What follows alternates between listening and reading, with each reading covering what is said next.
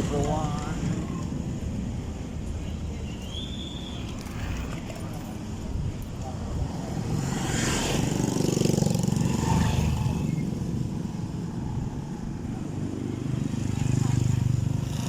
Dito tayo sa Dumaguete City mga kabiyahidor. Magtrabaho. Anong oras na? Anong oras ba ha? So, alas 9 na kabihedor. So, meron tayong isang gagawin ngayon dito sa Siliman Medical inspeksyonin. Tapos ano na, tulog na tayo.